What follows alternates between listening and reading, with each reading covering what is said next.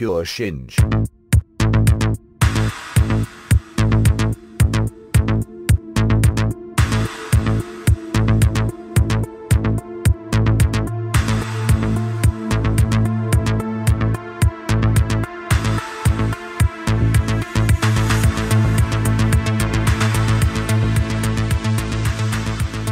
Hello and welcome to episode 135 of Chet and John's Reassuringly Finite Gaming Playlist. My name is Chet Rovis, with me as usual is John Dinton.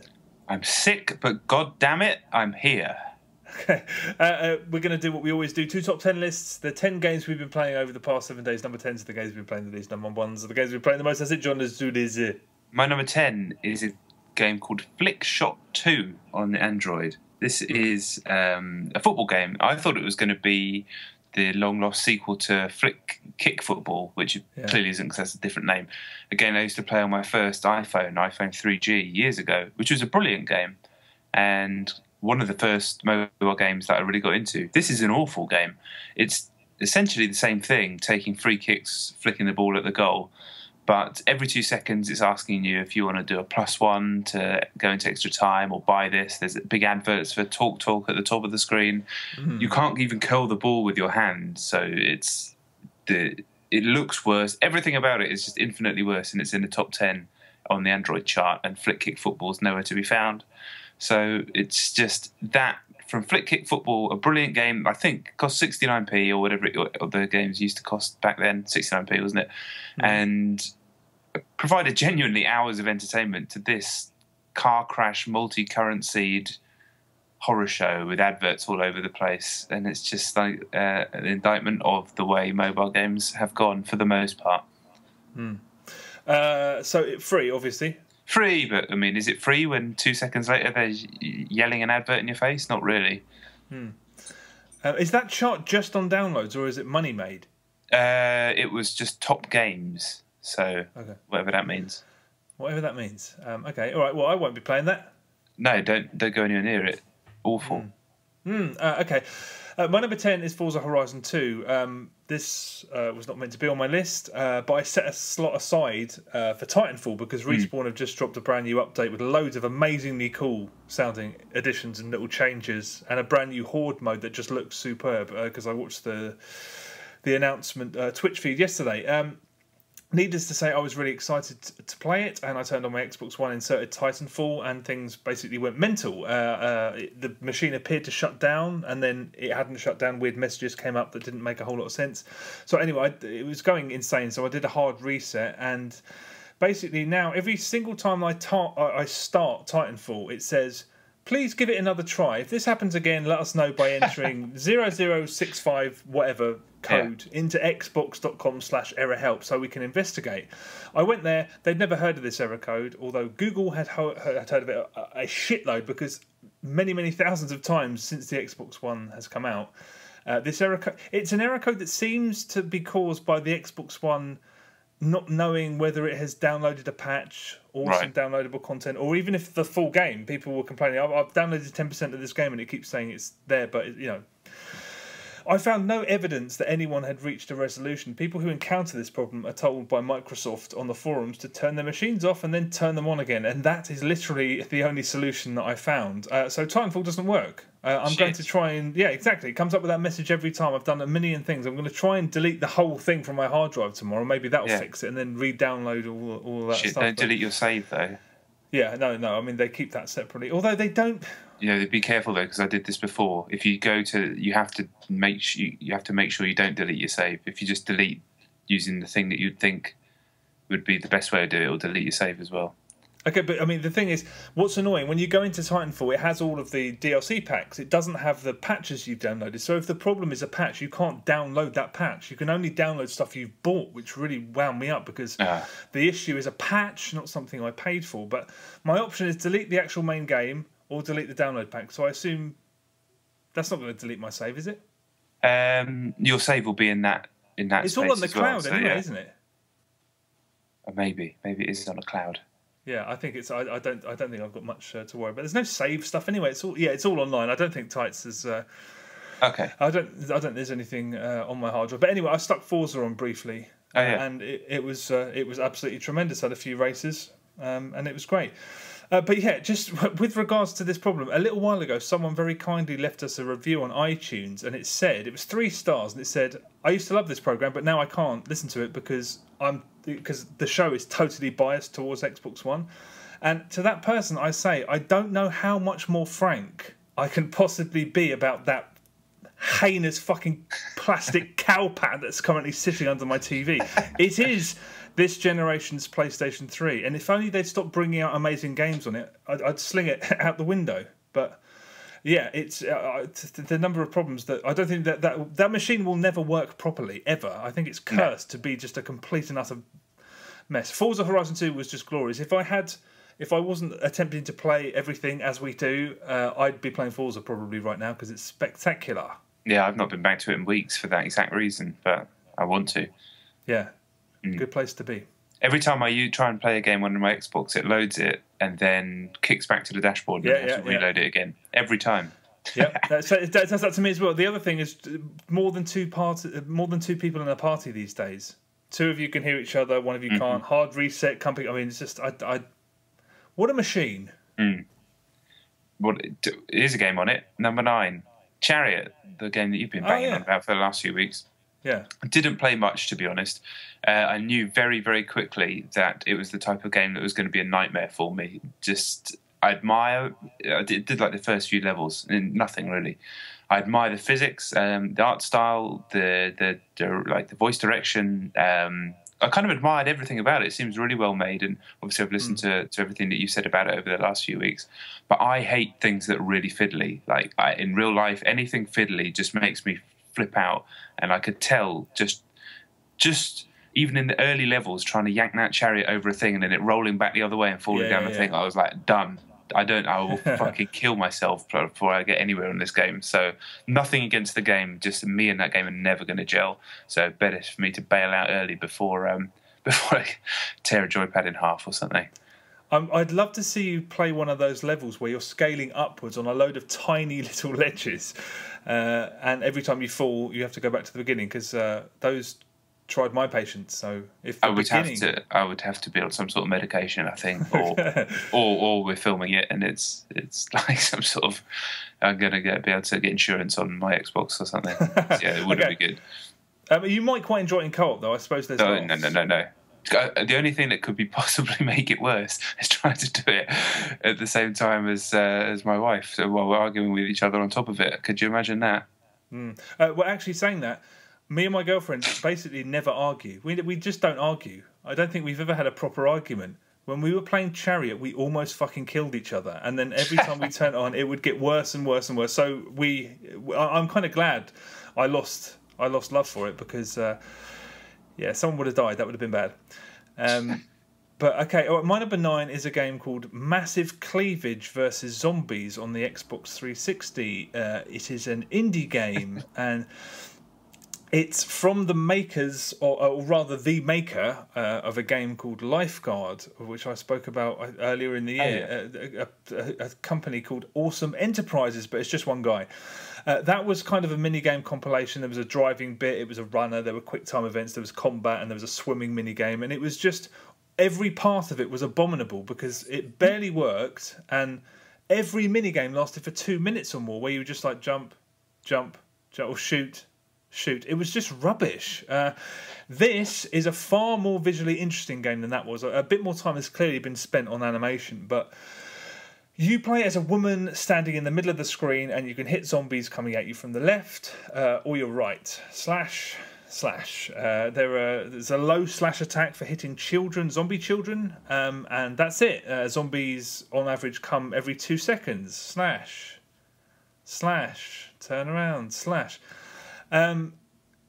118 seconds or so after it starts to become incredibly boring, there's a cutscene suddenly where your character is offered a ride in a car, and she goes, "Oh, you're a good-looking man, so I guess I'm so stupid that I'll go in your car." I'm not trying to see something that may or may not be there. There's dialogue literally about how dim this woman is, and you're in the car, and then boom, there's a panel that comes up saying, "Oh no, the man left me," and then you're in a street doing exactly the same thing over again. Slash. And then there's another cutscene, another change of scenery, slash. I honestly don't think that the person who made this has any real interest in video games, because this is so fundamentally tone deaf just as a game. It's a game in the most base and literal sense. Massive cleavage versus zombies. It's less interesting than its own title, which is some achievement. If it were a book, it would just be a page of 300 pages, and it's just the same word over and over again, and you'd have to read it at the speed dictated by the person who wrote it. Do you want to read that? You want to read that book? Play this game. It's just, I mean, it's worthless. It's frustratingly awful. And do you know what the worst bit is? You don't even get to see the fucking cleavage. Give me get. Number 8 is Borderlands, the pre-sequel. I only played a little bit more. In fact, I just don't want to talk about it that much. Actually, I actually played a fair bit more. I was kind of really high on it last week, relatively high anyway, for a Borderlands game for me. The more I played it, it took a real nosedive, and I don't think it was anything specific in the game.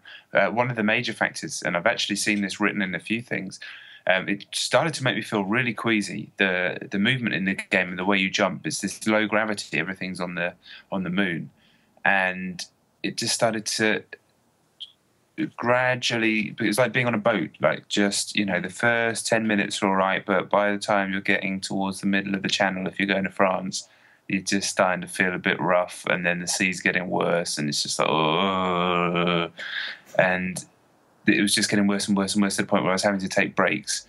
And yeah, there was some really heinous design choices as well, like bits where you've got to jump a car over a gap, but the gap is like really difficult to jump over, so you end up having to do it 5 times. Obviously, every single time you die in that game, the respawn system kicks you off from nowhere, and you've got to wander back up, get the car, jump. Oh, crashed again. A lot of stuff like that getting in the way of shooting things. A lot of go here, and you go there, and they go, oh, the thing's not working. You have to go here. You remember that thing that you needed to get? We need another thing to fit you in there. But a lot of that, instead of just shooting, a lot of busy work, felt like you're just doing a crap job on a ferry, which it was particularly unpleasant, to be honest. So, it took a sharp nosedive. Maybe Borderlands fans will still love it, and they'll like the movement. I don't get motion sick in first-person games, so it's not a problem. I think I only ever did once on Alien Trilogy on the PS1, so it's not something that's a problem. But yeah, it did start to make me feel a little bit queasy and rapidly less fun than it was. So this isn't. Was that problem in Borderlands 2 also? No, it's because the player movement in the pre-sequel is completely different, because everything's low gravity, so you can jump really far in the air and glide using a boosting and crash back down to Earth. But everything's doing that as well, so everything's kind of moving almost through this weird syrup, and after a while it's just nauseating. I found it anyway, and other people said that. Yeah, to be honest, the problem that you had with the quest was a problem in the last game, but that's why you play it with 4 people, because you all disappear and go and do little bits and pieces. You go here, I do that, and blah, blah, blah. That's why they work so well as co-op games, I reckon. But it can't be helped. So you're not going to go and smash that again, I take it? No, but they weren't like, okay, we need to go and get these 3 bits or something like that. It was just one after another, so it wouldn't have mattered how many people had been there. Oh, we always take on different missions, though, and normally someone can go and kill 50 things, and then we can meet back up. Oh, I see what you're saying. You can make it work as a co-op. I think that's why. I mean, it's definitely not preferable to play it on your own if you can avoid it, but what can you do? What can you do? What you can do is not play my number 8, which is Fluster Cluck on the PlayStation 4. Again? I played it a little bit to go back and just see if I'd sort of been a bit harsh on it. I spoke about it last week, and I shouldn't have, actually. It turns out that the game was embargoed, and the embargo dropped the day after it came out, which should tell you everything you need to know about it. I tried to be open-minded, but it is really lousy. Admittedly, as I said last week, it's built for 4-person local co-op, but there are games like this for 4 players available for 69p on Xbox Live Indie Games. So if you have a 360 at home, there's no excuse to buy this anyway. But you just buzz around in these little spaceships, picking up animals by holding L1, and then you let go of L1 on top of a chickenizer, which is basically just a hole in the ground. And there are Mario Kart style weapons, and the visuals are really basic, and the maps just repeat and repeat and repeat. There's a level up structure, so it's like you can play on your own and level up and get to level 20 and then go and... But the maps just repeat forever. The single player campaign is just multiplayer with bots non-stop. It's basically unplayable alone, and there is no trial either. I wouldn't even bother downloading this when it appears on PlayStation Plus, which is basically inevitable. So I think Sony should definitely differentiate between this and stuff like Velocity 2X and Pix the Cat, because otherwise they may end up damaging their amazing reputation, because PSN has got an amazing reputation. And this should only ever have been tossed at people as a freebie on PSN. It's not worth much more than that, I'm sorry to say. But the fact that Sony have some kind of ownership of it, or a partnership or an exclusivity deal with the company that made it, is not a good thing. This feels much more like an XBlig game, albeit a better looking one, obviously, than a PSN one. And Microsoft keeping Xbox Live Arcade separate from indie games was one of their smarter moves, because you didn't the association it doesn't work for anybody. But yeah, Fluster Cluck is not good. It's really not good. It's out now. There's not even a trial to try, and that's for the best. I won't go anywhere near that. I wouldn't have thought. Yeah, good. All right. Weirdly, my number 7 is actually Battlefield 4 for similar reasons. Why your number 10 was Forza Horizon. In fact, the Titanfall patch update with this brilliant-looking horde mode, Frontier Defense or something it's called, didn't materialise in time. It's supposed to be out today, or is out today now. But anyway, by the time I went to look at it earlier today, it wasn't out. So I decided to have a go on Battlefield 4 instead, which is installed now on my Xbox One. So I've got the EA access. So just had a couple of matches, and I do prefer it since the patch, mainly because of the guns have less recoil, which it's easy. I've never been great at straight shooting in Battlefield particularly.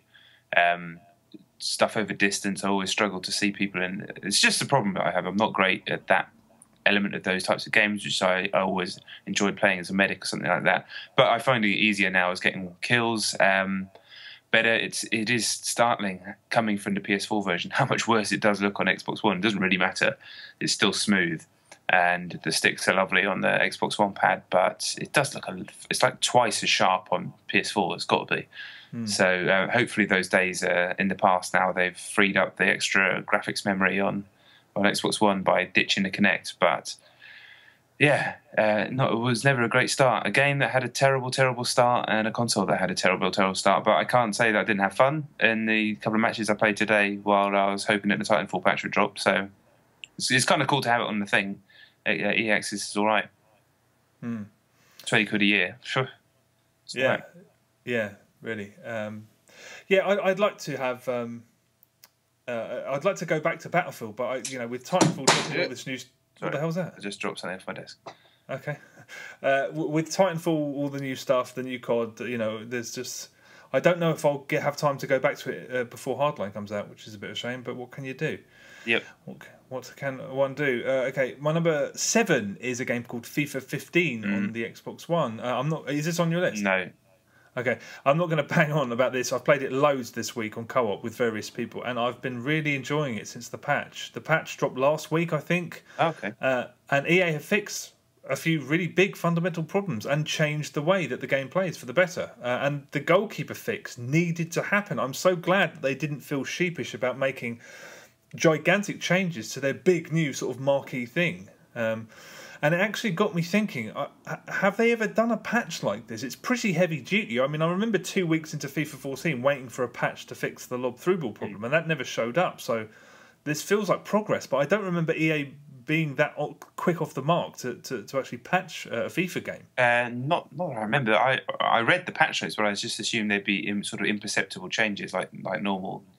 But it's significant, is it? I've not played. It feels like a different game, to be quite honest. I mean, the thing is, the keepers now, they don't do spectacular things randomly like they did, but they don't let in the ridiculous. There seems to be less ways to exploit them, and that's the preferable situation when you're playing online, especially.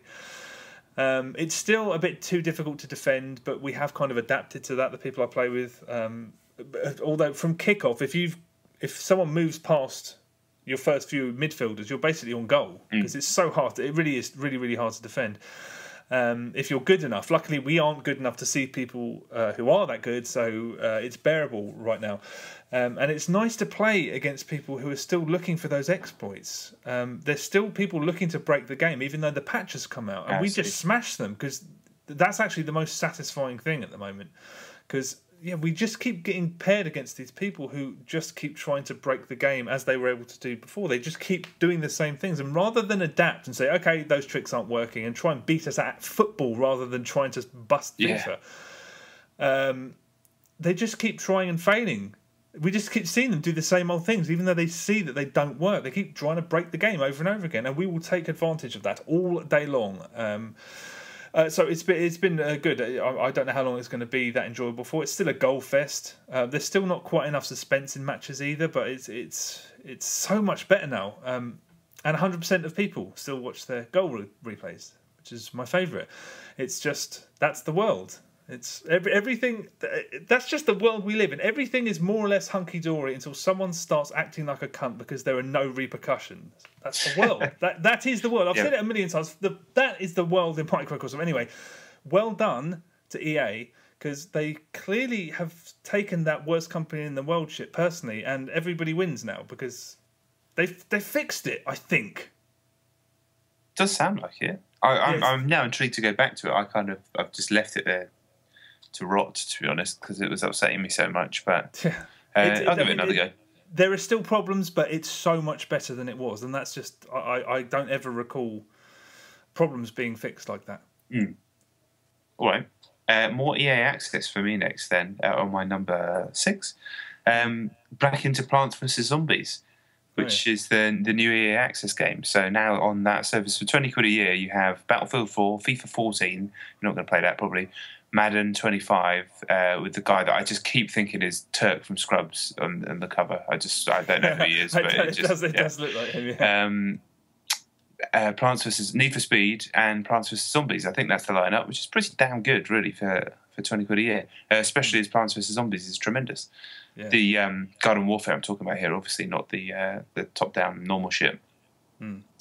Just straight back into it. Played a lot of it when it came out, and obviously hadn't touched it since. But just such a fun, colourful alternative to all the darkness. Especially the other game that I've been playing a lot of this week, which I'll talk about later, which is certainly a dark game.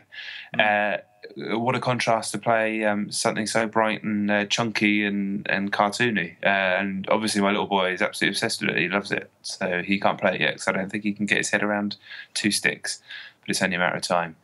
But a brilliant game, and another feather in the cap for EA Access, which, I mean, I think if you're going to do it monthly Netflix style, I think it probably would add up. But the fact you can just lay down a score and have it for the year is absurd, really. I think. I think that's just. I can't imagine arguing with that. Yeah, no, that's really good. Garden Warfare is amazing. I've basically played it every week since it's come out, because my girlfriend, a lot of the time when she's got a day off, I'm sat working while she's playing it in the background. So the sound effects are just like. My head is just a constant mess of those sound effects. But it's a really great game, and it's great that it's on EA Access, because hopefully people who wouldn't necessarily have tried it will have a look, because I'd be fascinated to know how well that's doing as a service, because it was very, very difficult to find when I decided to sign up for it. When it first came out, it was all over the dashboard for Xbox One, but I didn't do it then, so I don't know why. So I decided to do it 3 or 4 weeks later, and it was an effort to find it, and this was a person who basically knows what he's doing, trying to actively find it, and it was struggling. So I'd be interested to know how it does, because it wasn't something that was being shouted at me. So who knows? Yeah. All right. Well, it would be interesting. I mean, it might be one of those situations where they just suddenly withdraw it, because I mean they're not publicising it anymore. Maybe it's just gone somewhere to die. Who knows? But hopefully not. Anyway, my number 6 is Killer Instinct on the Xbox One. I stuck it on because Season 2 recently arrived, which brings a few changes and some new characters from the original Killer Instinct 2. I know that a lot of people seem to have convinced themselves that the original Killer Instinct was rubbish, but it genuinely wasn't. As someone who played it a hell of a lot, it was a thoroughbred classic made by Rare at their absolute creative peak. And it's a game that's influential in ways that still people, it's still not quite given the credit that I think it deserves. But Killer Instinct 2 was always tripe.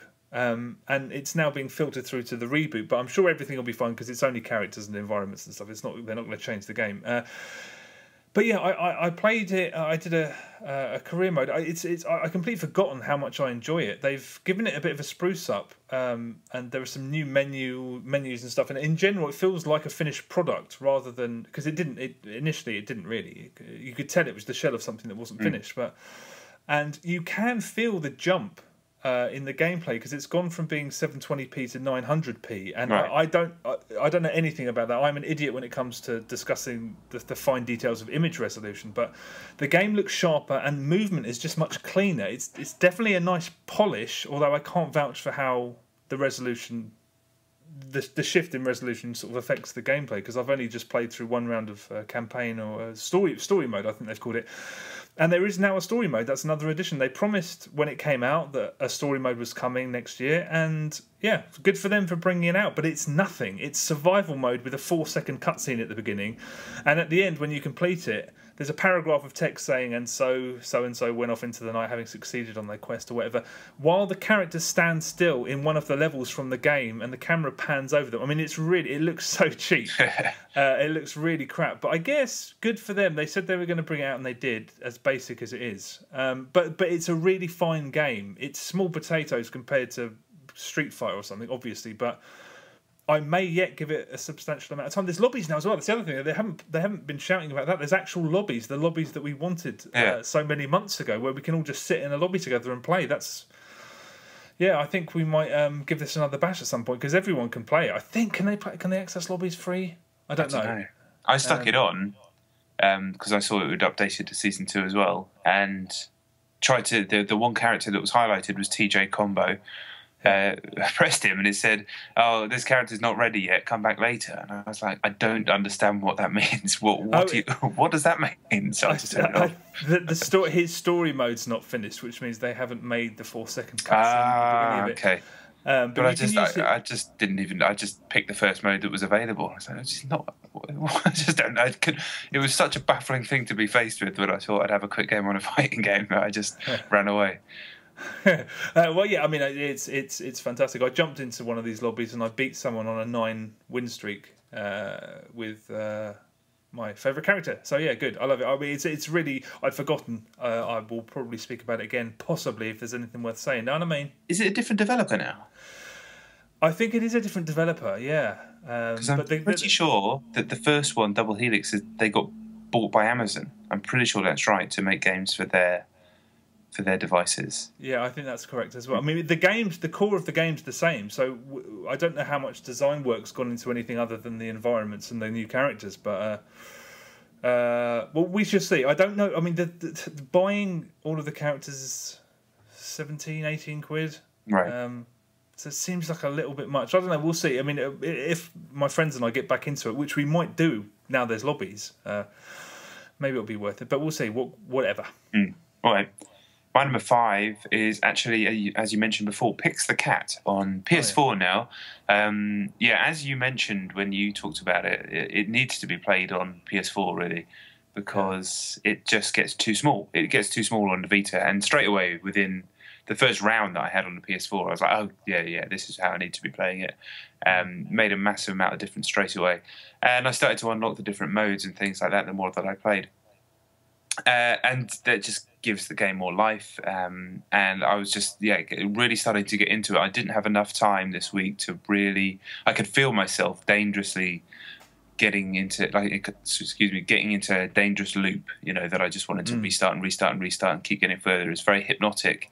But I had too much to do, too many other games to play, so I had to kind of back out of that quite quickly. But I mean, you've talked about it extensively. I don't think I can add really anything to what you said, but just a really accomplished and exciting freebie, but one that's completely tied into its own aesthetic in every single way, like from the music to the voices to the visuals to everything. It's very, very complete. It feels like they've managed to nail everything to this vision that they've created, and that's always impressive, I think, when a game manages to do that from even the menus and everything like that. It's all this kind of one aesthetic whole.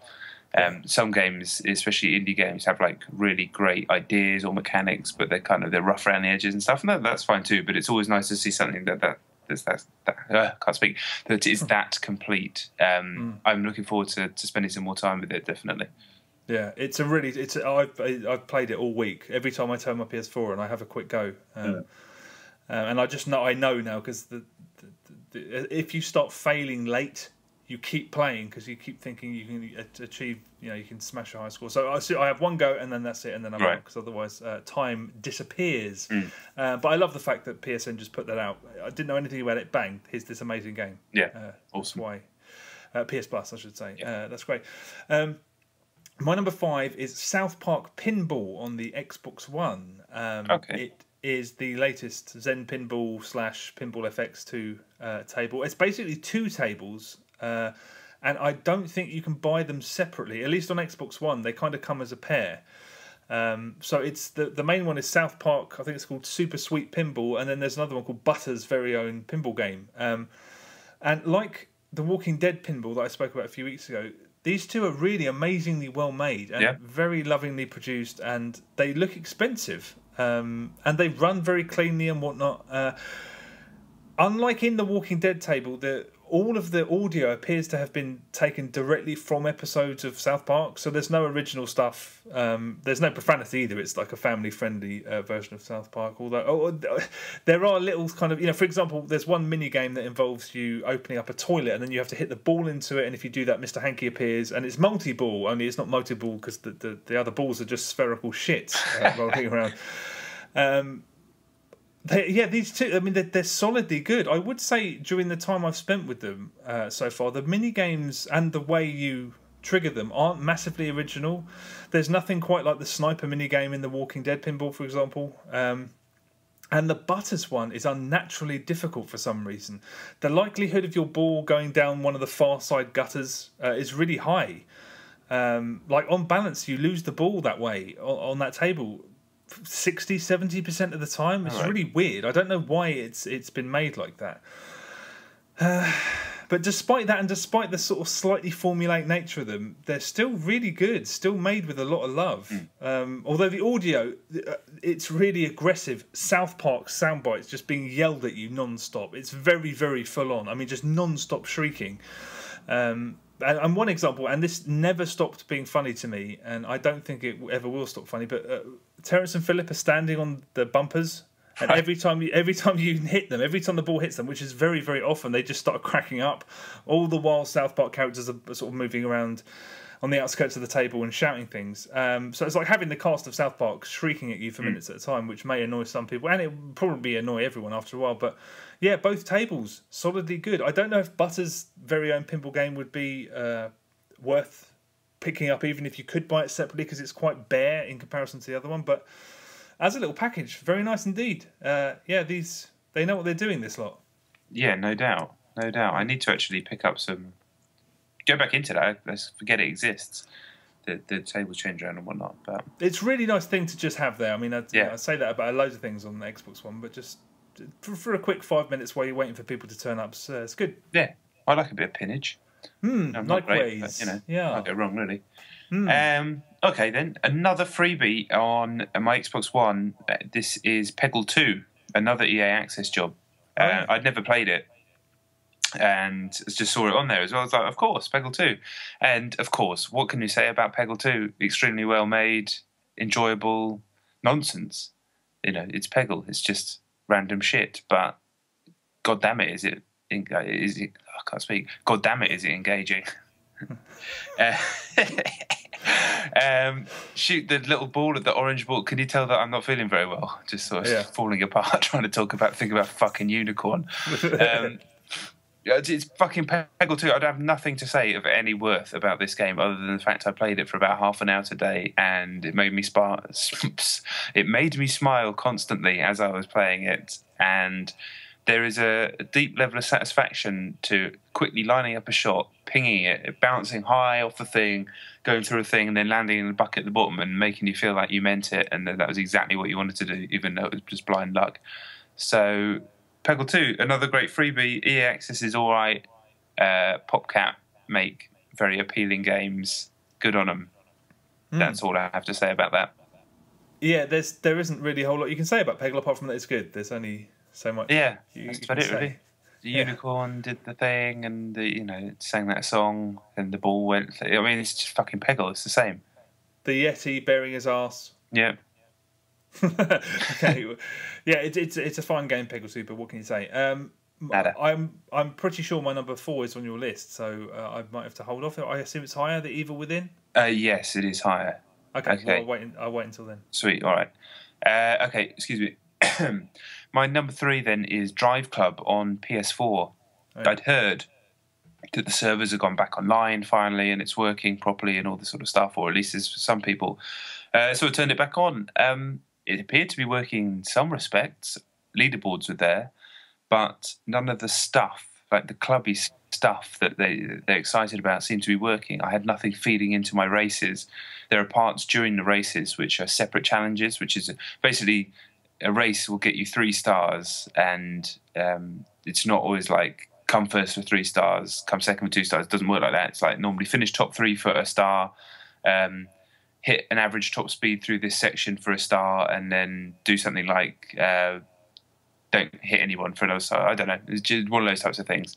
But those bits where it's like hit an average top speed or all that sort of stuff through sections, they're like within track challenges, and they're supposed to be fed into the other people on your friends list, and you're supposed to be constantly competing. You're having competitions within competitions.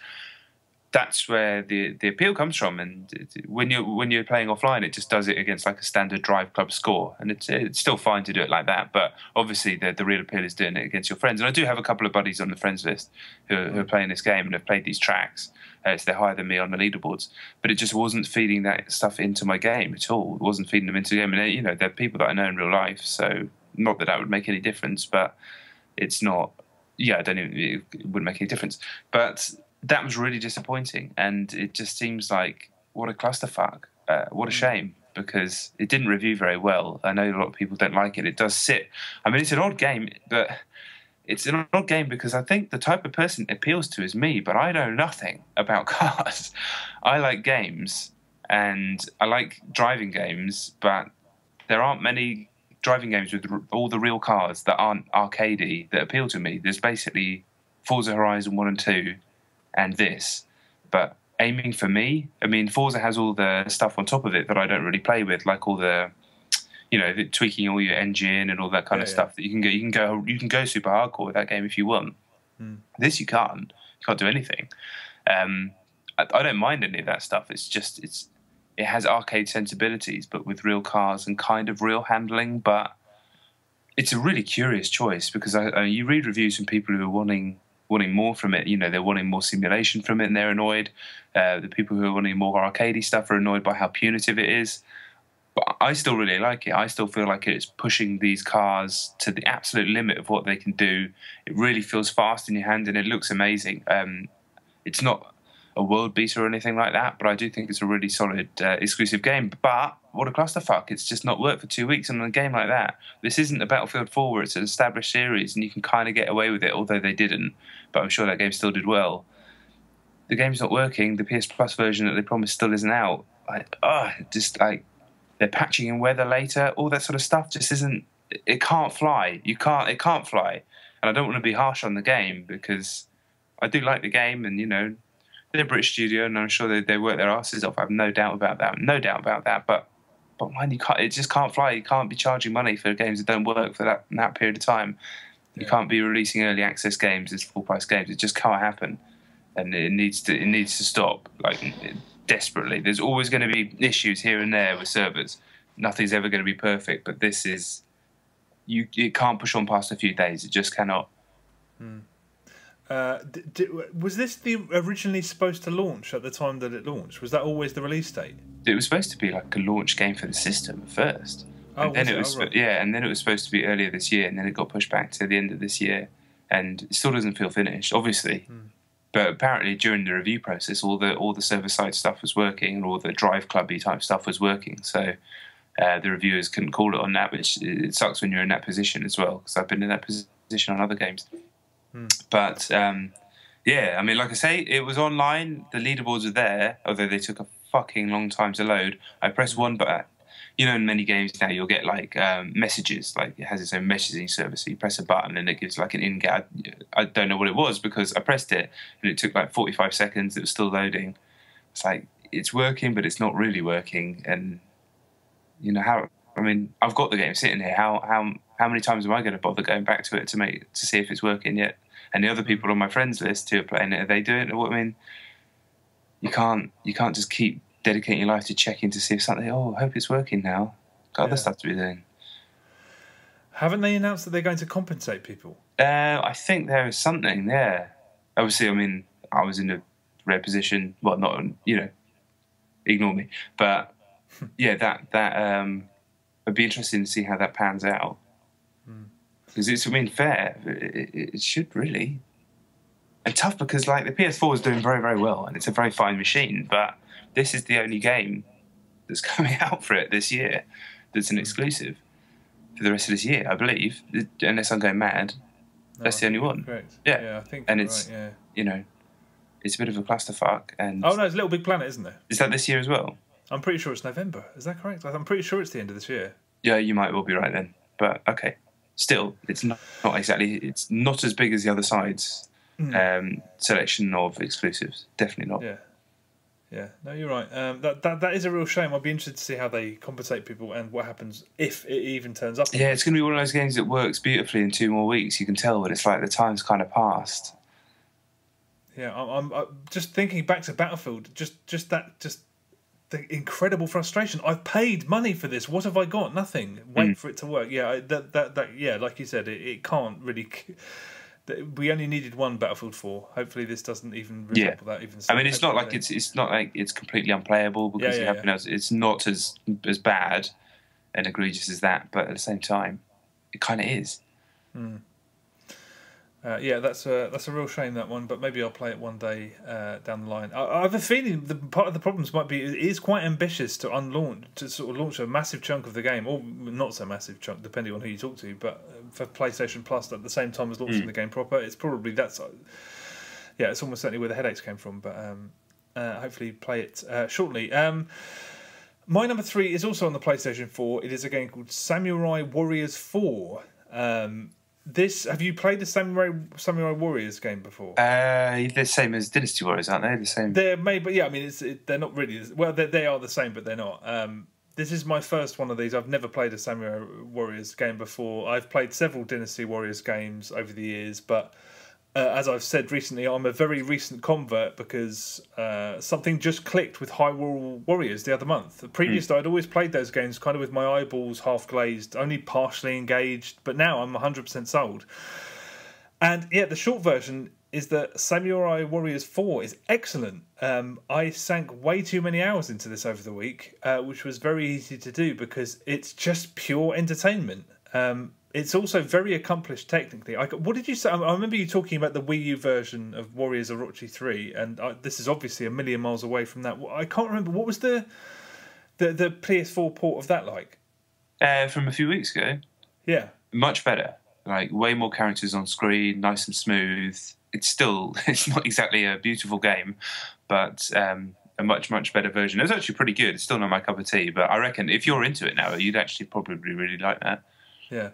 Well, this one's very nice to look at. It runs really smoothly. It just looks slick as possible. I mean, it's really nice to look at.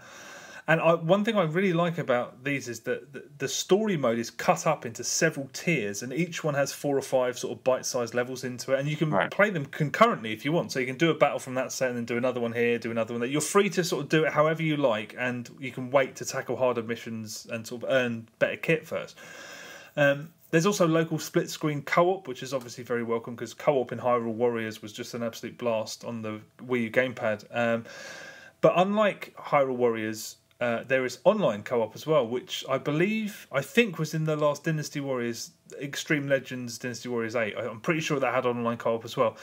I love the fact that online plays here, but unfortunately matchmaking is done per level, so it's obviously best to know someone, a friend who's got the game, because if you want to do a co-op mission, like I got stuck at one point, I needed help, and I just ended up waiting in a lobby for about 15 minutes and nothing happened because you have to find a match via that level. Each level, I don't think you can matchmake. I don't think you can just matchmake and go to any level. Anyone who needs help, I'll jump into their game. I think there's a separate lobby for each level, which is a bit unfortunate. There's this Chronicle mode, which is new, where you create a character and then you wander around on this big map, meeting people and then helping them, fighting for them or against them. And as you go, you write a chronicle of your escapades in this book. That's how the story goes. But there are dialogue choices between the fights which help you to sort of develop friendships and determine what kind of character you're going to be. And as you make allies in the Chronicle mode, they become playable in free mode, etc. It's just a really enjoyable mode. The fights tend to be a bit shorter and smaller scale than the ones in story mode as well, but they're no less enjoyable for that. That's a really cool mode. But in terms of the gameplay, I'm not the best person to say what's new, but I do know that this new hyper combo chain system, it's just incredibly entertaining because you can basically decimate enemies forever until you get to like a boss or a barracks captain or a standard bearer. So if you want to keep your chain going, you have to purposely avoid those, the people that you have to dispatch in order to take the area. Right. Because hitting them stops you dead. But it's a really fun system because you can just dice minions up all day. Just bouncing moves almost in perpetuity. But I also, about this game, I love the humour. There's always a tiny bit of humour in Dynasty Warriors from what I can recall. But here it's kind of like someone behind the scenes is having a laugh. And I suspect that some of the translations in the game, because there's no dub, it's subtitles or nothing. But some of those translations just aren't straight up. It doesn't hurt the game at all. I loved it for some of the laughs I had. For example, there was this female character who I was, and whenever she's in combat hacking people up, she keeps screaming, "I'm sorry!" And even when she's doing like a flashy special move, like panels whooshing around, special move, she yells something, and then you look down at the subtitles, she's like, "I'm so terribly, awfully sorry." Maybe that's a literal translation, I'm not sure, but what I'm sure is not a literal translation is the favourite phrase of my special boy, my favourite character. His battle cry almost made me cry more than once. Because every time, the narrative stuff in these games, and even the incidental stuff when you're in the battlefield, 99% of the time, it's supposed to maybe sound historically accurate to a degree, or kind of fable-like, I suppose, but serious. The dialogue is occasionally quite portentous. Yeah, people just stand around and talk. As soon as the enemy shows weakness, we must dissolve our alliance. With it's a lot of serious men talking very calmly about war, which is a lot of people seem to love that stuff. But in the midst of all this, every time my character yelled out something, he had this catchphrase. It sounded like a battle cry, something grand, like "oh." Every time I looked down at the subtitles, they said, "Massive shout out to my wife and kids." And I was just like, what the? A, who is he talking to? B, why did they do? I mean, why would that character be such a flippant idiot? And who is he talking to? Every time I looked down, I was like, that's just funny. There's loads of moments like that, and I don't know. Who knows whether they're intentional? They're funny. Anyway, this is terrific. It's really, really well made and very entertaining. And actually, I think the opening tutorials are similar to how I remember the tutorials being at the beginning of Hyrule Warriors. So I think it's a very good entry point for people who maybe haven't played one of these games, because I think Hyrule Warriors, for me, actually explained the systems properly, and I started the game feeling like I knew everything that there was to know, and I felt the same here. I think this is really, really terrific. I think I'm a full convert to these games now, but even if I wasn't, I'd say have a look. I don't know if there's a demo. It comes out tomorrow, so it's out on Friday, but fantastically entertaining. I will never play it. I'm not a convert, but it's maybe mostly, I'm gonna have to bring one round one day, and we'll do co-op, because I don't know. No, I don't want to do that. I really don't. I don't want to do it. I was like you. I was like, I don't want no part of this. This looks boring. It's rubbish. I don't care. I played like 20 of them. I don't like them. I didn't like them either, but they're really good. This one's good though. Samuel Roy's is good, and it's just gags. It's just all these people getting sucked in by these games. It's like a really bad Doctor Who episode. It's just like I'm the only one who's left. Well, I'm happy to be there with the zombie conned people or whatever. Right. Okay, I'm not playing that. My number two is NBA 2K15, actually on the PC. But But finally this year it's the same version as the next-gen console version. They've finally done it justice on the PC, although you will need a bit of a fucking grunting rig to be able to run it on the higher settings, to be honest. Mine did chug a little bit on the higher settings, which is always an annoying part about PC gaming. Anyway, the game itself, as you spoke about last week, those tutorials caught me straight away. For Kevin Durant talking about the different things, I mean, just hilarious. I won't do the impression, but very funny. But the game itself is obviously tremendous. You can tell quite quickly there's a bunch of new animations in there from last year's game, particularly when you're driving towards the basket and kind of bouncing off the other players in the paint, which is amazing to watch, really, because like all the physics calculations going on. Quite often in a basketball match, you'll see it happen. Guys driving towards the basket, he'll jump for a layup, and he bounces off other people, and his hips go backwards, and he sort of ends up. It's really a normal, common sight in basketball. But obviously, it's a very difficult thing for a game to calculate on the fly all the time like that. But this just looks natural every single time.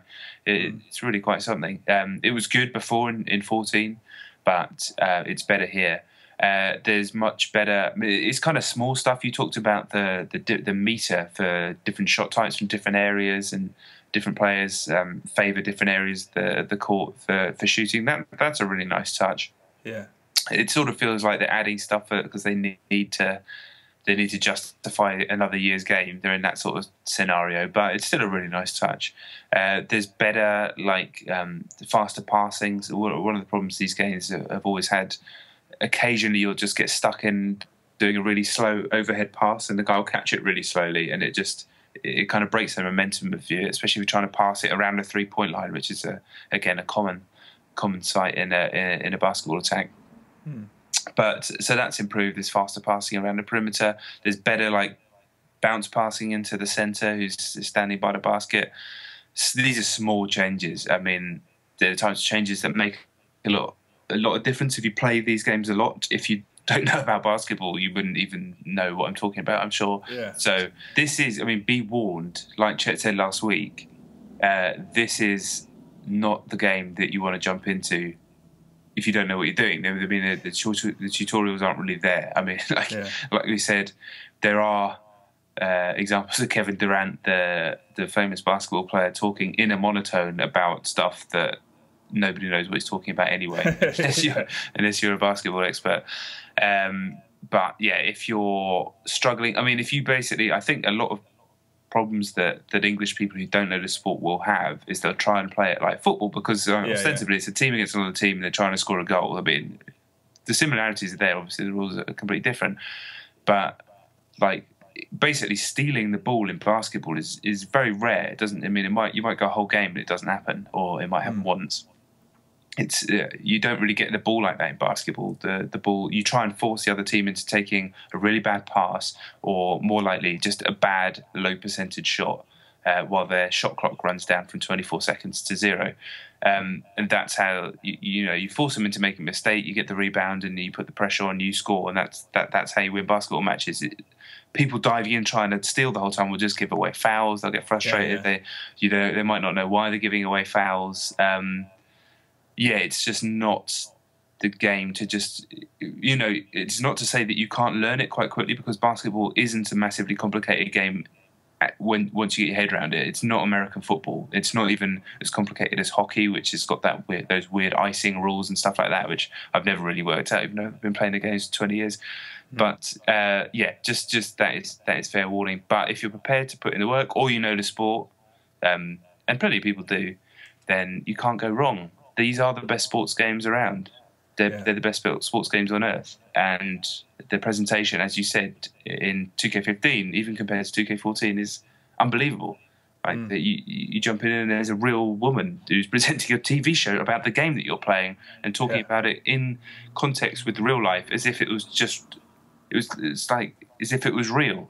You're talking as if the game that you're playing is also real, and everything's real, but it's not, and everybody's just in on it, and it's no problem. That combined with, as you said, last week, the My Career mode, which is changed this year. Last year it was you were a player being picked in the draft, as a rookie. This time you miss out on the draft, but you get it's basically the same. Then you get a temporary contract with one team. It speeds up the early part of the process is all it does, which is probably for the best. Your player is sort of still a bit of an annoying twat, but it's just the way it is. And that mode's superb, just controlling one player, RPG, Mass Effect systems in the dialogue, and the AI is excellent. Although occasionally I did have it that the point guard who I wasn't playing as, that's the guy that brings the ball up the court, was just standing there and not doing anything, and then just letting the clock run down and then taking a terrible shot. That happened a few too many times. Maybe a PC only issue. I don't know. There was actually a patch that dropped after I played it. I put it back on and it dropped like a 70 meg patch, so maybe that's ironed it out already. It was weird because it wouldn't happen loads and then it would just happen every now and again, and it didn't happen in 2K14 ever. But on the flip side, the AI seemed to be better in some ways in 2K14 as well. They were making better decisions, moving the ball around better. So I don't know, I'm not going to harp on that one too much, but the best sports series on earth, but be warned that it might not be for you. Yeah, exactly. I mean, it is a terrific game, but I definitely didn't see that the problem with the point guard you spoke about. It felt like something that was a little bug that might not even be on another system. It was weird. Yeah. I wish there was some way, because it really does make the FIFA games feel... I mean, they've got those kind of text boxes where they're like, hey, this happened in football. But when you go to that map and you can jump into a representation of the game, or those little video interviews with people in the menus, it just feels like a multimedia experience more than a game. It's... there are steps ahead, but yeah, beware. It's a shame there isn't a demo, because maybe if there was a demo, there'd be a tutorial. Yeah, but true. it just is not even interested. There is going to be a demo though of NBA Live this week, which is going to be interesting. If they've made that a little bit more accessible, I know the last game was kind of just. They're so far behind now, though. It's going to be. I'm just interested to see. Yeah, I mean, you can play now because you've got EA Access, can't you? Oh, is it a week early, is it? Oh, yeah, I'll download that then. I think they announced it today. So, yeah, you can jump on there. Whenever. Oh, I will have a look. Cool. All right, well, my number 2 is a game called Sleeping Dogs Definitive Edition on the Xbox One.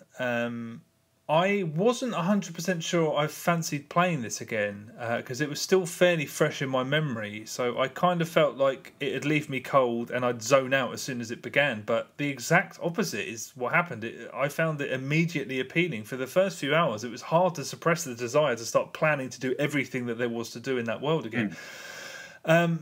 If you've not played Sleeping Dogs, it just has a focus that Grand Theft Auto doesn't have. I mean, at least the ones previous to GTA 5 didn't have. It just has a kind of focus, and the plot is rock solid. And I remember saying this when it came out the first time, but it has some really superb suspense sequences. It does suspense brilliantly. When your role as an undercover cop is under threat, the game really excels through the gameplay as well as, not just in the cutscenes, through the gameplay as well. And speaking of the cutscenes, there's actual sort of character building stuff in them. On the whole, I'm not a massive fan of cutscenes. I never have been. There are good ones and there are bad ones and whatnot, but some of these are so good. And I've said this before about other games, but this is a game you play I played kind of suspicious that once upon a time this must have been a script for like a big Hollywood movie or something, because bits of it are really, really finely told. I also like the fact that it's so structured. There is a bit of flexibility to it, but it's telling you a story, and I appreciate that it didn't try to give you too much freedom because it would have killed some of the compulsion to keep going. And there are proper laughs in it. Do you remember trying to infiltrate that Buddhist temple to steal that flower? No. Oh, the game suddenly goes really stupid. It's just one example. There's a couple of bits in there, but those bits serve a sort of similar purpose. That moments like those in action movies, they kind of leave in the tension a little bit and raise the tone a little bit briefly before going back to it. But they're really effective. And I'd forgotten how beneficial it is to have a truly likable hero at the centre of a game like this, because Wei Shen is really likable, even though you can break all the rules like you can do in GTA and randomly gun people down. And even in the main story, he's a killer. So it's kind of curious that I like him as much as I do. But I think, again, it's down to sort of unusually thoughtful writing and subtle acting as well. that's something I'm starting to value more and more, especially after Alien Isolation. I think with each game I play, subtle acting, even though the actors aren't appearing in front of you, is worth its weight in gold. And I think the games like this sort of really benefit from that. With regards to this being the definitive edition, I'm not sure that's the perfect word for it, because the main problem with the original Sleeping Dogs is that the city did not feel populated anywhere near enough, and it still doesn't. Especially the roads, it's like a ghost town most of the time. And even on this new version, the frame rate can get really skippy, which doesn't help matters at all. And I can't recall if this was a problem before, but some of the cutscenes are clipped at the top periodically. I mean, once every 4 hours or so, there'll be a cutscene where people's heads are lopped off at the nose, which is pretty distracting. It's only random moments, but I can't remember that being an issue in the original game. And there's a few bugs, like occasionally you randomly can't access vehicles, and scenery has a tendency to block your view when you're sort of doing hand-to-hand combat, which I don't remember happening. And some of the behaviour of the cars on the road is very weird, and there's a little bit of popping, etc. So definitive edition, I'm not sure that's the word for it, but those problems aside, this is a pretty good-looking game. It won't blow you away, but it feels like it belongs on the Xbox One and PS4. So yeah, I've thoroughly enjoyed going back to it. One other tiny thing I like is the way that collectibles, which help to sort of raise different parts of your sort of XP in different areas, they aren't really hidden. They aren't sort of tucked away into a crevice somewhere that you have to be an insane person to be able to find. They shine really brightly, and they're often in plain sight, and I really like that. Although what I don't like is that another sort of example of its slight scrappiness is that occasionally, if you're on a mission and you see one of those flashing collectibles, if you nip out to go and grab one of them, sometimes the mission will fail because you walked out of an area, and that's that's a bit shabby, a bit old-fashioned. But of the sort of realistic or semi-realistic Grand Theft Auto clones, this is by far the best one. It's really difficult because Grand Theft Auto 5 is round the corner on Xbox One and PS4, and this is full price. All the DLC is included, but still, I kind of fear that it's going to get ignored. But if you have the time, this is pretty damn good. If you don't have the time, this is worth making time for at some point. It's very, very good indeed, and I'd kind of forgotten. I certainly enjoyed it when it came out a lot. Yeah, I really did enjoy it a lot. I don't have time to play through it again, of course, but good to hear that it's still worth going back to, for sure. Yeah, I mean, because you're so used to those sandbox GTA knockoffs being a certain quality, and this frequently overshoots that. And so the combats, the hand-to-hand combat and the gunplay, because everything's supposed to be like you're in this sort of big action movie, and it's just, to be honest, Grand Theft Auto 5 the Grand Theft Auto series always nicked things from the games that I remember it took little Grand Theft Auto 4 came out and it had taken some of the best bits of Saints Row, particularly the way the map worked. And similarly, the slow motion gunplay in Grand Theft Auto 5, there's little things that I'm sure they must have seen in this and thought, that's better, we like that, let's take that. Yeah, quite possibly. Yeah, but Sleeping Dogs is really good. I mean, who the hell has the time to play it right now? But if you have the time, I'm amazed. As soon as I put it on, I was like, wow, fuck, I really like this. I love it. It's good. Yeah, well, it's a strange time to release it. Seems like it might have done better in January or February or something. But... Yeah, so it's a tough one, really. Yeah. Okay, my number one then, The Evil Within, on PlayStation 4. Had played a bit last week. Have played a good old chunk now. Still a fair old way to go, though. It's quite a long and generous game. But... I must say that I'm just absolutely loving it to the point where I wouldn't be surprised if this ends up in my top 3 games of the year quite comfortably. It is honestly everything that I like about games kind of wrapped into one thing, and I kind of always knew it would be. This guy, I've talked about it last week. For some reason, what he brings, Mikami, and obviously his games are very, very popular, so it's not like it's anything hugely unique, but his games have just always just scratched my itch in a way that just very few other games or people have managed to so consistently do, be it from an aesthetic point of view, from a sort of thematic point of view, or just from a mechanical point of view. This game is kind of all three. It's not a perfect game, it's not an absolute world beater, there are better games out there in terms of, if I was being objective, which is obviously an impossible thing to be, but God damn it, I'd be lying if I'd said that I'm enjoying anything single player wise. I can't think I've enjoyed anything this much this year. The main thing that I absolutely love about the game is you just never know what's coming next. I can't remember a game where you just, around every corner, you just like a new idea, just a completely different vision, almost a completely different piece of level design, just a new kind of throwaway single shot gameplay idea. That's probably been my favourite thing about the game overall, and I just catch myself constantly just go, this is so fucking cool, this is so cool. That's all I keep saying. It's not a scary, that's unfair, it's not been scaring me, but I think that the level has been raised too far by PT, that this game, it just doesn't do to me what that game does. It doesn't psychologically traumatize me, but it's extremely tense. Some of the enemy design is truly horrific. But I spoke about it last week, that the horror of it reminds me of the movie Drag Me to Hell, in that it's getting me, but it's making me laugh straight away afterwards, and just kind of enjoying the process. And this is definitely doing that for me. The first time I saw you, it's not a spoiler because this character is in all the screenshots. I think it's in the trailers and has been seen a lot. There's like this kind of long-haired woman, grudge style, but it's got like six. It kind of moves like a spider and it's got 6 legs. It's fucking horrific. And the first time I saw that, I was like, oh my god, I don't want to see it. But it, like with a smile on my face, and then, like a bit later, a similar thing happens, and the whole time I was kind of reveling in the horrificness, as opposed to a PT, which is like, I genuinely don't want to be here. I feel unwell, so that's kind of a different thing. I am kind of blown away by the stuff to be said about this game. Like, I'm going to wait until the game is finished because I'm not 100% sure on my opinions of it, or there are ideas I need to wrap up in my own head, but it feels like a kind of a game about the genre as well. Like I said last week, that it's a brilliant title because it felt there were so many Resident Evil references in it, and then suddenly I thought about the game's name, and I was like, this is an obvious. This name just means, it's like, okay, the evil within. It's like we've put Resident Evil in this, or, as literal as that sounds.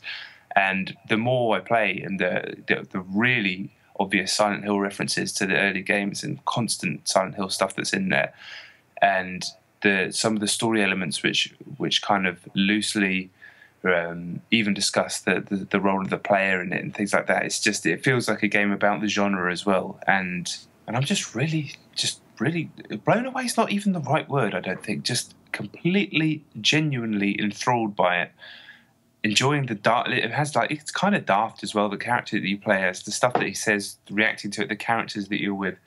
The stuff that the main guy says, reacting to the scenarios that you're in, they're daft. It has the B-movie thing that Resident Evil always did so well, and it just completely appeals to me. And even like a lot of the game, it plays with your sense of your character's sense of reality and your own sense of reality. Like the levels, things change, and you'll be moving through something, and the whole perspective will change, or it will change to something completely different, and you're in this constant kind of nightmarish dream state, which I've always really liked. But I mean, it actually reminds me, I don't know if you'll remember this, you probably don't, but Chet and I went to university together years and years ago, very briefly in fact, but one of the first things we had to do was write a 3-minute script, and obviously it's just stuff that you're writing when you're a kid, basically.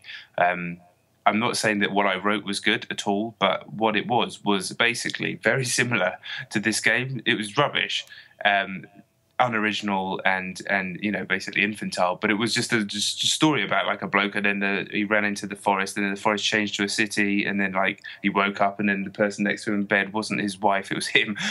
Rubbish, but at the same time it was like, I'm only bringing this nonsense up because it's clear that I've always liked that type of shit, and that was the stuff that jumped into my head at university when I was a kid. And this just feels like the kind of like he's just made a game like that, but with a lot more accomplished skills than my crappy movie. But just like some of the boss stuff. I'm interested to talk to you about something specifically, actually, because I know that you mentioned things on a text message. So I'm interested to talk to you about some specific stuff. So I kind of want to hear your point of view. But yeah, I love it. I absolutely love it. It's going to be one of my games of the year unless it all goes tits up. Okay, well, I think it gets better as it goes on, so I don't think that will happen. Did you read the Rock, Paper, Shotgun? No, I read about the first paragraph, and I was like, this is already reading very similarly to the article I was planning on pitching when I finished this game. So this is upsetting. So I didn't read the rest of it, but yeah, I was good. I was thinking, I'm going to pitch this article, and I read the first paragraph. I was like, you motherfucker! But yeah, it read really well, even just that paragraph. Yeah, I read the beginning as well, and then I just skimmed a little bit because I think this is a game that I kind of wish I'd played all of before speaking about, because there's a lot to take in, and it's the kind of thing that's going to feel, I don't know, doing it in bits probably doesn't do it justice, but I've done about 12 hours or so, and the first thing I've got to stress again, it is ugly as sin. I don't think it is. I really think that's the difference between the two consoles. Yeah, that's what I mean. I mean, I haven't seen the Xbox One version picked apart very much, but I'm sure that the Xbox 360 could run the game that I am playing on Xbox One. I'm sure of it. And you say, and Dave said that the PS4 version is absolutely not like that at all. I think at times it's a bit bland, but at times it looks striking, almost like a moving painting. The lighting and just quite stunning at times. The animation's always a bit sketchy, and so is the frame rate, but yeah, I would never at any point say it looked bad. Well, I mean, it's not so bad when you're in the dark, strangely, but when you're outside in something resembling daylight, it's just washed out. There's no draw distance. I think it's really ugly. It started to put me off playing it. There are problems. When you're outside, the frame rate stutters, and there's this weird motion blur on your characters, which may be intentional, I don't know, but it kind of just looks scrappy to me. As much as I'm enjoying The Evil Within 2, and I think it's idiosyncratic and strange, and when it's successful, it's very successful, there are some very poor sequences in it. There is a very long-winded bit in a basement, which I don't know whether you've done or not. This is the bit that I wanted to talk to you about, but yeah, I'll jump in a minute. Involving the 3 valves, right? So you have done it. I am not joking, and I'm not saying this to be annoying. I think that's one of the best boss battles I've played in years. And I did it second time, and I thought it was like masterful, incredible, in fact. And boss battle? Yeah. Well, not like set-piece boss sequence. Where someone's pursuing you and you have to go to this valve and then run around and go to that valve and then go around to another valve. Yeah. Oh, I wouldn't class that as a boss battle, but... you're killing them. So killing who?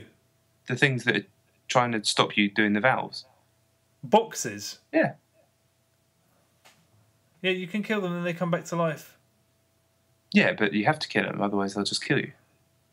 Yeah, but you can avoid them for the most part. The thing is, the thing that really bothered me about that, I just thought it lacked the focus that so much of... Shinji Mikami makes very focused games. The best of his stuff is very, very focused, and it just felt like a load of problems thrown at you. I did that 9 times before I got past it, I think. Maybe you should have killed him. Well, I did kill them. Sometimes you can kill them, but there are other times when it's beneficial to run away. I mean, especially if you're trying to... they start laying traps, don't they? So you can run around and start picking their traps up. If you want to get some sort of... build some bolts and stuff like that. But that bit, Shinji Mikami's games aren't really hard in a traditional sense. You can always be one step ahead, and... I really thought I was one step ahead for this whole sequence. I completely You and I completely disagree on the sequence. I think that's the problem, because I came up to it and I'd read your text messages and I was dreading it. I thought, fuck, this is going to be the section that's going to do my head in and it's going to make me not like the game. And I was just all of it. I basically did it first time and then went the wrong way at the end and fucked up. And then second time I was like, oh my God, I can't believe I went the wrong way. So I actually, in many ways, did it first time on the normal difficulty as well. But I was killing them to get enough breathing room to do the valve, and then another one would spawn and you'd have to kill hit. Like, I thought it was so specifically designed to and the drops would be the exact point, so you just had enough to do. I just thought it was amazing. So it's just such a funny one. I don't know, I was killing them, and then there'd be traps on the floor, and then if you got your foot stuck in a trap, there's an instant death. They'll come over and just chop your head off, and I don't know. It didn't feel structured at all to me. I just felt like I was running around doing these things, and every time if you're a split second killing this thing, and then you have to run to the valve, and and then they spawn right behind you and they lop your head off. I just like this is. But they always spawn in specific places. No, Oh well, yeah, in the same room behind you while you're trying to turn the valve. But if you killed one in the next room, then you sprint. I mean, otherwise you have to sprint. You have to wait around, wait for him to kill him, and then it didn't feel like I didn't feel directed. It felt like just a load of problems thrown into an arena. Go figure it out. It's so weird, though. It's so weird that how our experiences were just so different in that section. Yeah, I was furious. Yeah, I just felt like I always feel that stealth or survival horror games should never feel like they have a license to waste your time, and I just felt like doing the same thing over and over again, not fucking up. You'd end up just inadvertently in a corner through no fault of your own. But anyway, that was a low point for me. But in addition, there are too many instances later on where you walk into a room and bang, you're dead, go back. I don't think that will ever be justifiable in a video game or enhance anyone's involvement or appreciation of a game. It's just a trope that needs to go in the bin. Learning by dying. I will never warm to it. I'll never think it's particularly... I'll never like anything about it. And what actually, when the evil within is at its best, what it does is prove that you don't need the threat of constant death to feel threatened. I have felt most on edge when I wasn't really worried about dying constantly, and that's the big strength of it. Death doesn't add anything except frustration. So the bits where you're kind of careering through it, I felt those were more tense. I think the sort of spectre of having to do something again isn't fear, it's just frustration. And I think the game at its best doesn't rely on those. But despite all of those problems, when it's working, it's really bracing. There's some amazing imagery in it and there's been some fantastic shocks as well. And the overall sense of dread is completely stifling so much of the time. This is not for everyone. It can be pure stress for long periods of time. I think that, and I also love how genuinely, truly dreamlike some of it is. There's this stunning bit which I won't spoil because I'm sure you haven't got to it, where you're trying to fulfill these tasks, and every few minutes this wailing begins, the lights dim, and suddenly you're being relentlessly pursued by something, and then it stops, and then you carry on. It's just, and it keeps repeating. I've had so many dreams like that where you're trying to perform mundane tasks, and you have to work to some bizarre routine of something you don't understand. And there is a classic boss battle. There is a boss battle later on. I know you haven't got to it yet, where it's superior to anything in Resident Evil 4 in terms of the design of it, the visuals, the atmosphere, and just as a big pyrotechnic. It's a huge set piece and just so good. And that's I did a little bit after that, but that's more or less where I left it. I'm assuming this is chapter 10 you're talking about. So I think I'm one chapter behind you on where we are. Is that right? I think I just started chapter 11, so I think that's at the end of chapter 10. Because that's crazy, because I've been reading on forums and loads of people saying that was the worst part of the game. So why? I don't know what it is. I know nothing. This is the other point I've been dreading. This chapter 10 boss. But now... Wow. Yeah. Who knows? Well, maybe you'll think it's rubbish as well. I just thought that was absolutely... I've thought nothing's rubbish, so I'd be amazed if I do. Even the bits that I thought at the beginning were rubbish, I realised that I was just playing it. I didn't really understand what the game was, but yeah. It's there are a few additional tiny niggles that I have. The sniper rifle was a real pain to use because the default zoom is stupidly extreme, so trying to find it, I suppose that's probably... it's almost certainly a choice, but... It makes it kind of a pain to use, and I don't think the way that you change to sort of craft different crossbow bolts is particularly intuitive either. No, it's not. I've done it wrong about 1,000 times. Yeah, me too. You just like you use those bits, and you're just like, fuck, I don't. Yeah. So there are quite a few things to dislike, I think, but so much more to recommend. I still recommend it at this point because when it works, it really does work brilliantly. And as a horror game, and this is something that I felt the longer it went on. And I'm not somebody who thought Resident Evil 4 was a particularly successful horror game. This is light years ahead in terms of the sort of sense of mood and foreboding it creates and whatnot. But I like it. It has frustrated me more than once. Yeah, I love it. It's just like this delicious throwback to those games that I was just obsessed over at my early 20s. And so, from 18 to 23 or something like that, 10, 12 years ago when I really started to get into what video games could be as opposed to just enjoying playing them. And it's just, it feels like an amazing throwback to that, but with some modern ideas as well. And it's a game for me, and I'm loving it. Hopefully, at no point will it disappoint me. But yeah, I love that bit. What can you say? Weird. That's great. It's great that it's divisive as well. Yeah, it's definitely an interesting one for sure. Okay, all right. Well, my number one is a game called Shadow Warrior on the Xbox One. It's also available on PlayStation 4. It came out last year on PC. You played this, haven't you? I have played this on PC, yeah, and I didn't really get on with it, to be honest. Yeah, I'm kind of the same as that. It's a remake of a 1997 3D Realms game that was basically a glorified reskin of Duke Nukem.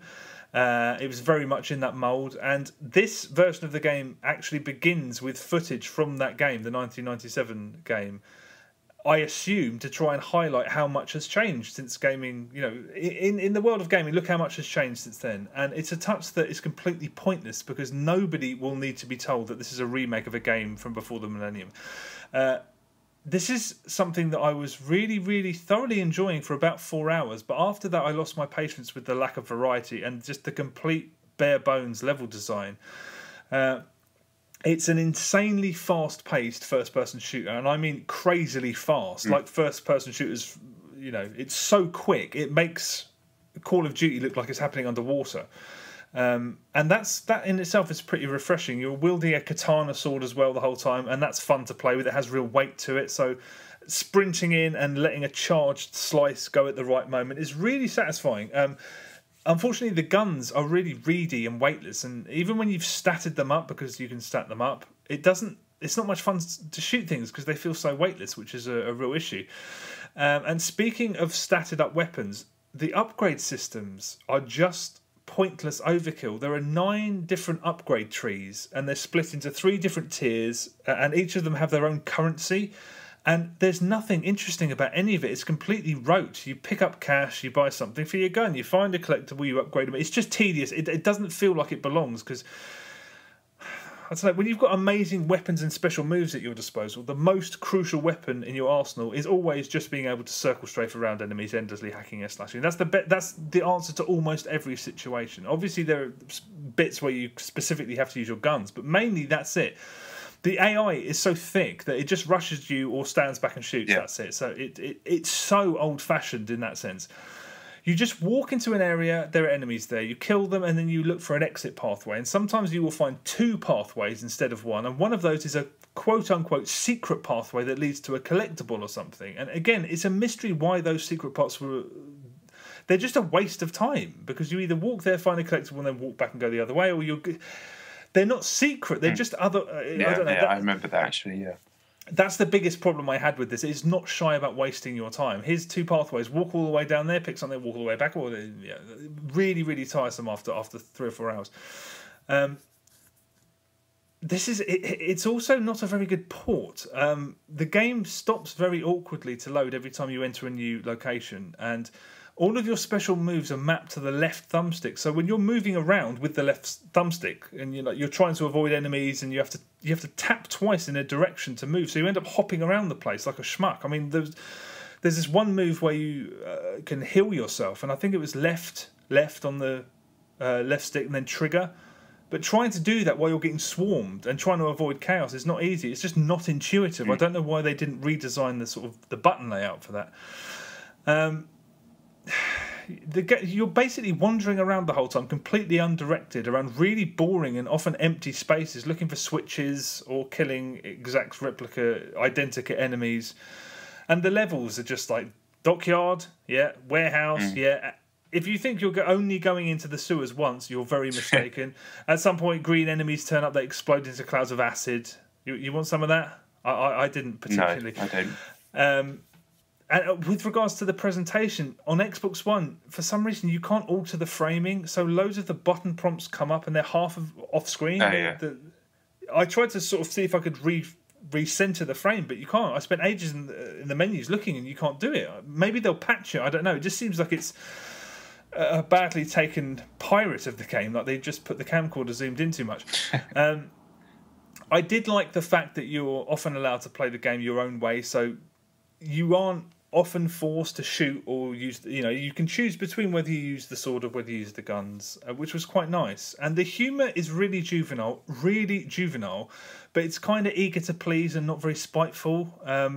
You may get very bored of being told a million times that your character's name is Lo Wang, but it's generally quite likeable. Although the cutscenes, just skip them, regardless of who you are. Just skip the cutscenes, because besides the fact that they're nonsensical, for some reason they contain loads of pregnant pauses and inaction where you're just watching unimportant things happen very slowly. Just skip them. You're missing nothing. Again, it's just wasting your time.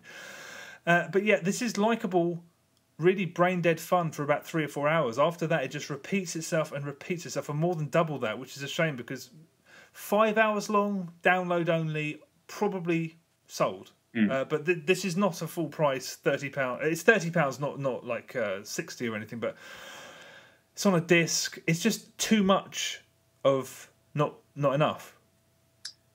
I don't want to play it. I played it before and I didn't like it. So it's really when it starts, I was like, this is going to be a great sort of grindhouse smasher. I thought that for about 5 minutes, and then it quickly tested my patience. Yeah, another thing that annoyed me is that all of the walls are like bamboo and wood. And I've got a samurai sword. Yeah. Why can't you just put bricks or something? Like, don't rocks, anything but fucking bamboo. It's a very cheap game, but they didn't have to attempt to make it 12 hours. They could have made it 5, charged half for it, and I think people would have been very fond of it. All right, that's that. Another one on the can. Apologies if I've struggled through this one at all. I'm basically just sort of hunched over in my chair, struggling.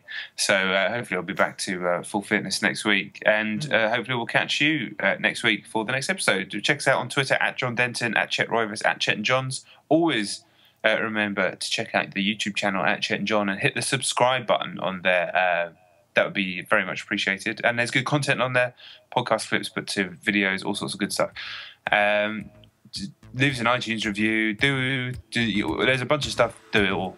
Or don't be happy and run around, or don't do anything. I don't know. I need to go to bed. Okay. Well, go to bed. Thank you very much for listening. See you next week. Let's.